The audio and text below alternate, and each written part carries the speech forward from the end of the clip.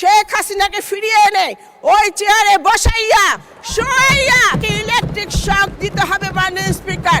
Mu mu মার্কা বিরোধী দল নয়, সাদা সাদা ঝকঝকা ফকফকা সত্যিকারের একটি বিরোধী দল।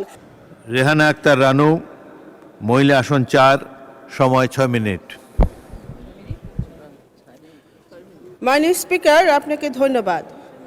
আমাদের আদর্শের জনক, স্বাধীনতার মহান ঘোষক, আত্মবিশ্বাসের দীপ্ত চেতনায় বলিয়ান, ৭১ যার প্রত্যয় দীপ্ত বলিষ্ঠ কণ্ঠস্বরে দেশবাসী শুনেছিল শেকল ভাঙ্গার গান। দূরদর্শী বিচক্ষণ মহান আমাদের প্রাণপ্রিয় নেতা শহীদ জিয়াউর রহমান। আমি শ্রদ্ধা ভরে আমার প্রিয় নেতাকে স্মরণ করছি। মাননীয় স্পিকার, আমার মতো অনেকের জীবন বদলে দেয়া নেত্রী, বৈষম্য বিরোধী আন্দোলনে ছাত্রনেতাদের ভাষায় যিনি 17 বছরের আন্দোলনে সিম্বল অফ প্রোটেস্ট, মা মাটি মানুষের নেত্রী বেগম খালেদা জিয়াকে আমি শ্রদ্ধা ভরে স্মরণ করছি। আমরা ফেনীর মানুষ একটি স্লোগান দিতাম, ফেনীর মেয়ে খালেদা, গর্ব মোদের আলাদা। আমাদের সেই স্লোগান আকাশের তারায় মিশে গেছে। মাননীয় স্পিকার, মাননীয় প্রধানমন্ত্রীর প্রতি আমি কৃতজ্ঞতা প্রকাশ করছি। মাননীয় মহাসচিব সহ স্থায়ী কমিটির সকল সদস্যদের প্রতি আমি কৃতজ্ঞতা প্রকাশ করছি আমাকে এখানে আসার সুযোগ করে দেওয়ার জন্যে। মাননীয় স্পিকার, আমাদের অর্থমন্ত্রীর দিকে একটু তাকিয়ে দেখুন। আমাদের অর্থমন্ত্রী অনেক স্মার্ট, সময়টা অনেক খারাপ। এই খারাপ সময়ে আমাদের স্মার্ট অর্থমন্ত্রী, যোগ্য অর্থমন্ত্রী যেই বাজেট দিয়েছেন, আমাদের সুযোগ্য মহাসচিব বলেছেন এই বাজেট ক্রিয়েটিভ বাজেট। এই বাজেটকে নিয়ে অনেকে সমালোচনা করেছেন, আবার অনেকে বলেছেন বাজেট ভালো হয়েছে, কিন্তু বাস্তবায়ন করতে পারবেন তো? মাননীয় স্পিকার, এই সরকারের বয়স 4 মাস, এখনও প্রশাসনের বিভিন্ন চেয়ারে আওয়ামী লীগের দোসর নয়, আওয়ামী লীগের নেতারা বসে আছে। তারা সরকারকে সহযোগিতা করছে না। এই দুষ্ট চক্রকে চেয়ারে বসিয়ে রেখে কতটুকু বাজেট বাস্তবায়ন করতে পারা যাবে ভেবে দেখার সময় হয়েছে। মাননীয় স্পিকার, মাননীয় স্পিকার, জাতীয় রাজস্ব বোর্ডের কর্মকর্তারা সরকারের রাজস্ব আদায়ের চেয়ে নিজের রাজস্ব আদায়ে বেশি ব্যস্ত থাকে।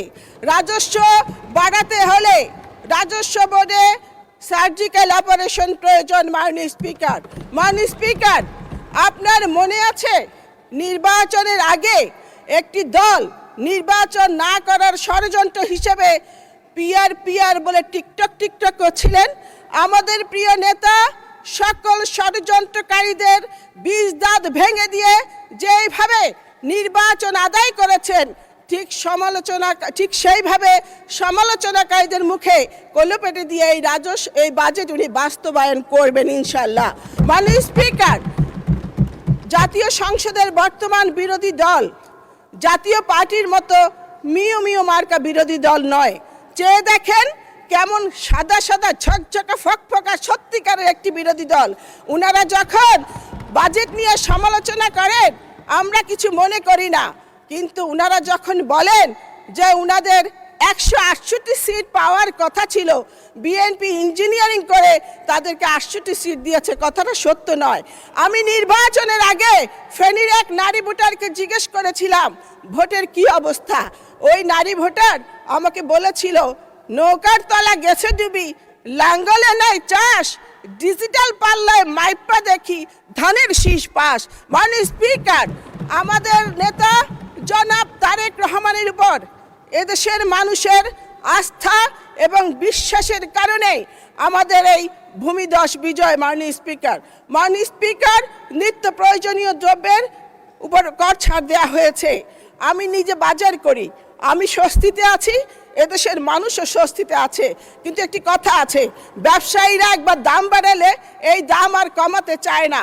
আজকে আমাদের কাছে ভোক্তাদের কাছে আপনার এই সুযোগ যদি দেওয়া হয় তাহলে এই বাজারকে জোর মনিটরিং করার আমি দাবি জানাচ্ছি, যাতে আমাদের মতো সাধারণ মানুষরা এই সুযোগটা পায়।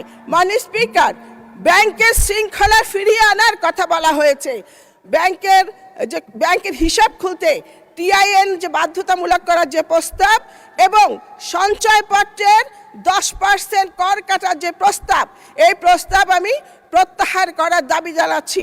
মাননীয় স্পিকার, কয়েকটি ব্যাংকের মালিক, ব্যাংক লুটেরা, ব্যাংক খ্যাকো, ব্যাংক ডাকাত কয়েকটি ব্যাংক গিলে খেয়ে ফেলেছে। তারা গ্রাহকের টাকা লুট করেছে, লুট করে তারা বিদেশে আরামে আয়েশে জীবন যাপন করছে।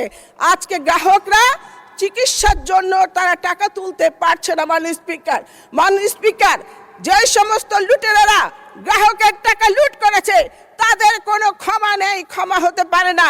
তাদের সম্পত্তি নিলামে বিক্রি করে গ্রাহকের টাকা গ্রাহকের হাতে ফিরিয়ে দেওয়ার দাবি জানাচ্ছি মাননীয় স্পিকার। 24 জুলাই আন্দোলনে আমাদের ফেনীর 11 জন জীবন দিয়েছে।